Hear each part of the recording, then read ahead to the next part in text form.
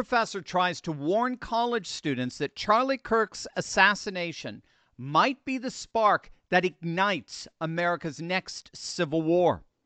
The answer will shock you, and it reveals exactly how divided we've become.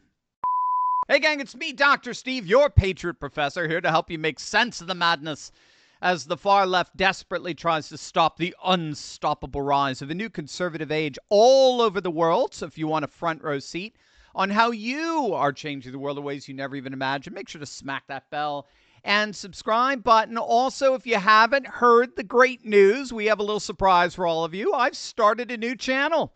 That's right. If you're looking for clear, powerful insights to make sense of the world in just under around 60 seconds, check out our brand new Turley Clips channel. These are short, inspiring takes that can help you think clearly so you can live courageously, rooted in timeless truths and hopeful trends. And I would really appreciate if you would go on over there right now and subscribe, and then share it with your friends. Just click on that link below or search Turley Clips on YouTube and be sure to subscribe so you're always grounded and always ready. All right, so this is Professor Sam Richards. Now, from what I understand, he is a bit of a rock star progressive on Penn State University, and he would ordinarily be, at least, again, reportedly, on the front lines of every student protest in body and spirit. Again, this is just some stuff I've read. And yet something seems to have happened to the good professor in the wake of Charlie Kirk's assassination. The day after he was gunned down, now keep in mind, the day after he was gunned down at a university, right?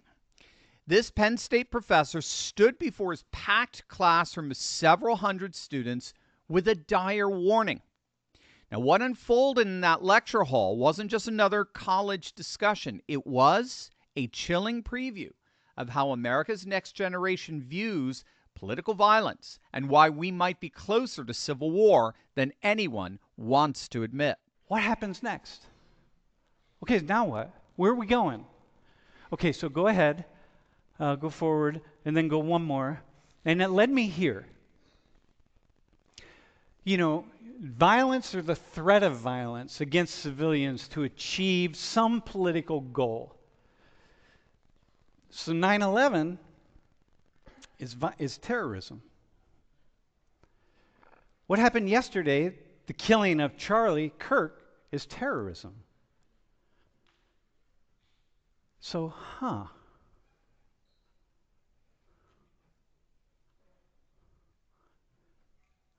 I have my own thoughts when I think about this question of, okay, what's next? What's going to happen next? Where are we going to go? I have my own thoughts. But I'm of a different generation. So I really don't want to hear my thoughts. I want to hear your thoughts. Well, let's just say he asked for it. Now, for many of you, the students' responses may, in a sense, be even more terrifying than the assassination itself because it evidences just how utterly sick our society has become. Keep in mind, what you're about to hear is coming from college students. These aren't members of some isolated remote cult. These aren't young people raised in the harsh conditions where it's killed or be killed. These are as mainstream people as you can possibly get who availed themselves of our public schools, our universities, our legacy media, and our social media. And what you're about to hear is as mainstream as mainstream gets, and it's pretty shocking. Do you have? I do. I think another fear is maybe someone taking it upon themselves to handle his unfinished business, because I'm sure a lot of people that supported Charlie Kirk feel like, oh, he's gone too soon, he wasn't done, like the things he was pushing, you know, he was making change. Other people may feel the need to echo him or carry on the rhetoric he was pushing, and I don't think that's beneficial at all. Absolutely astonishing. Other people may feel the need to echo him or carry on the rhetoric he was pushing, and I don't think that's beneficial at all. At all. Now, you see, this is what is technically called radical perspectivalism, which is just a fancy schmancy way of referring to a collective point of view that assumes that that perspective represents the whole of reality, particularly moral reality. So radical perspectivalism is a moral absolutism that cannot entertain any other possible moral perspective other than its own. So radical perspectivalism conflates one's point of view, particularly one's moral perspective, with a totalizing picture of reality. And so if anyone diverges from that point of view, they're not just diverging from facticity. They're by definition evil, since what constitutes as good is exhausted in the liberal perspective. And so to carry on that rhetoric that Charlie was pushing is not beneficial at all, because it falls outside her radical perspectivalism. Now, fortunately, this professor pushed back on that. Check it out. Okay, so wait, so for you, actually, so you're someone who, for the most part, there are many things that Charlie said that you would agree with. That I would agree with? For sure. No. Well, listen to what I said earlier. He said the guy was talking every single day, all just like me. Thousands, I have thousands hours of video. He has probably 100,000 hours of video. There are things that he said that I will guarantee you would say, oh yeah, a lot of things that he said that you'd be like, yeah, that's actually a really good point, and that's a smart point, and that's good, that's bad, you know. Oh, I'm sure, but with the context and with just everything altogether, Charlie Kirk as a whole, I know I do not agree with. He could say and have, you know, some clear points that are factually true or statistically true or morally true in rare cases, but that doesn't mean I agree with him and everything that he did. I wouldn't even say I agree with him. It's not everything. It's some things, right? And so Sure. And so that's just kind of like me. It's like anyone. And there's nothing that if you decided, hey, I'm going to be the next, I'm going to pick up and do what Charlie Kirk did, or any of us in the classroom, right? And you would think, yeah, I got these really good ideas, and I'm going to push them forward. Immediately, you just start saying things that, you know, you think are really thoughtful and smart. And then, you know, half the people are like, oh, this person's a jerk, you know, like whatever. And so I get what you're saying. Like, you have your own kind of personal vision of the world, and, you know, but you also understand that, yeah. Right? Okay. All right. That's fair. So kudos to that prof. It wasn't perfect by any stretch of the imagination, but he at least got her to acknowledge the absurdity of a radical perspectivalism that refuses to tolerate any dissent.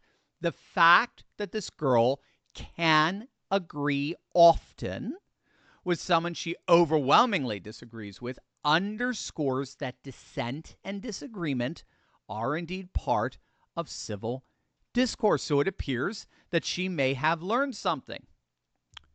Or did she?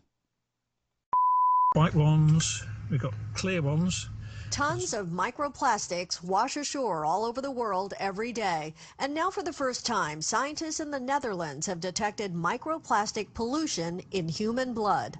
All the microplastics and nanoplastics we are exposed to, we inhale and we ingest, that actually, you know, there's so much plastic that it can even enter our bloodstream. The Dutch study on blood samples from healthy adults detected tiny plastic particles in 80% of people. There is a microplastic crisis poisoning every American in some way, shape, or form. They're in our food, our water, our meats, our proteins. In fact, according to a recent study, we now ingest 6 times more microplastics than in 1990. It's wreaking havoc on our health and our organ functions, and unfortunately, no one is immune from this. But there is an amazing solution. There's a unique bacterial strain found only in kimchi that's been found to effectively degrade microplastics. In fact, traditional kimchi is one of the world's most powerful superfoods. But let's be honest, it's messy. It's strong smelling, right? Not exactly easy to eat every single day. So that's why our good friends over at Brightcore created Kimchi one. Now, you can get all the benefits of premium fermented kimchi, but now in a convenient capsule form. No mess, no taste, no hassle. I've been taking Kimchi One every single day for months now, and I love it. Each capsule delivers over 900 probiotic strains, live enzymes, and antioxidants that help restore balance in your gut. People are seeing improvements in digestion, bloating, regularity, energy, metabolism. Studies show that kimchi even reduces the risk of obesity. Kimchi One is all natural, non-GMO, and 100% made right here in the USA. It's completely dairy-free, gluten-free, soy-free, so just about anyone can take it. I personally love knowing that I'm supporting my gut and overall health in one simple step. If you've been looking for a way to boost your immune system and remove microplastic toxins from your body, gang, this is it. You can get 25% off your order by going to the link below, or for an even better deal, call my friends at Brightcore, and they're going to give you up to 50% off plus free shipping. Give them a call at 888-597-0233. The first 100 callers to order are going to get a free bottle of vitamin D3. Again, you only get the 50% off and free shipping when you give them a call. Once again, that number is 888-597-0233.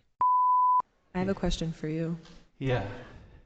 I just would like to know in what ways he showed that he was changing his mind, or maybe he showed some progression in his thinking. Because she made a very good point. It was prove me wrong, but it was never for the benefit. Like being able to look at someone with an opposing opinion and say, I take no offense, it's not hating on me, it's your opinion, it's your stance, I respect it, is something he did rarely. And I think even again in relation to who he was talking to, he's 31, or correct? Yeah. He's in his 30s arguing with college students and pushing a fake prove me wrong narrative. I'm going to listen to you. No, you're not. No, here. I'll tell you how I know that he shifted his thinking. Because you cannot be engaged with human beings in the way that he was and the way that I am, day after day after day. You cannot engage at that level and shift the way you see the world. And I listened to the complexity of his arguments over time, and I'm like, yeah, that dude's like, these things are getting to him. So do you think he progressed in his thinking? In what ways did he show progression? And again, I mean, at one level, I kind of get what she's saying. She's just saying, did he change his mind or opinion? But that term progression, I mean, I couldn't help but think of this whole notion of progressive realism when I heard that. We talk a lot about this on this channel, as we ought to, progressive realism. And that is this ideology, a frankly radical ideology, that assumes that the arc of history invariably and inevitably always ends up bending towards the left version of social justice. It really took off during the Obama years. It's actually rooted in Frank Fukuyama's end of history thesis from the early 90s. So it preceded Obama. And that Fukuyama basically argued the whole of human history was culminating in a single political and economic theory, namely liberal democracy. It was a breathtaking thesis. It was very, very popular after the fall of the Soviet Union. And what it did, ironically, is it actually borrowed from Marx and his appropriation of Hegelian idealism. But the notion was that all of the dialectics of the different political and economic visions of life historically eventually will coalesce and meet in a single political and economic system known as liberal democracy. That's his end of history thesis, meaning that history is marked by the progression of these ideas towards this ultimate liberal goal. And so progressive realism is just an overall conception that the arc of history inevitably bends towards the liberal vision of social justice. And like I said, it really took off in the Obama years, and it just ended up flooding our nation's cultural institutions during that time, most particularly our legacy media through what's called advocacy journalism, our entertainment industry, our universities, our professions, right? Just like what we've been seeing coming from the morbid celebrations this week among doctors and teachers and educators and elected officials, right? And this is the stuff that literally every single student is daily indoctrinated in. That's what you just, in effect, heard slip out there. That we're all expected to progress. And of course, that progress is only acknowledged when it moves in a singular direction, and that's to the political left. And that's because from the vantage point of progressive realism, the right, the political right by definition, obstructs history. The political right by definition is interruptive of history.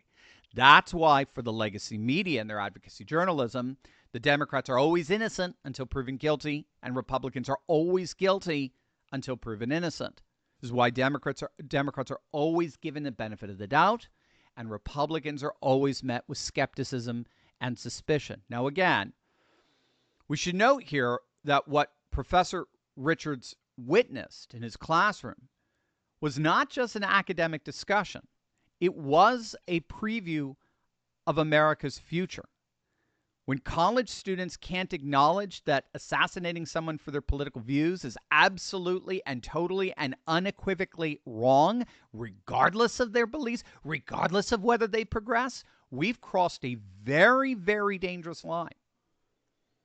Those students who immediately rushed to blame guns rather than ideology, there was plenty of that in that classroom, or to dismiss Charlie's mission as inherently harmful, these aren't just academic opinions. They're the beliefs of ideological radicals. Those radicalized by a culture that's been taken over by a vile and vicious progressivism. We stand at a crossroads. We can choose the path of Charlie Kirk, debate, discussion, deliberation, the messy but essential work of democracy. Or we can follow the path his assassin chose, terrorism, where political differences are settled with violence and dissent is silenced with bullets. This professor, to his well-deserved credit, tried to warn his students. The question is, will they listen before it's too late? What do you guys think? I want to hear it from you. You're the ones who are changing the world. Make sure to smack that bell and subscribe button, but make sure to give me your opinion of what you think about what you just saw there in the comments down below. And also make sure to give our good friends over at Brightcore a phone call. That Kimchi one, guys, I take it every day. I love it, and you're going to love it too. Make sure to click on that link below or give them a call at the phone number down below. God bless, guys.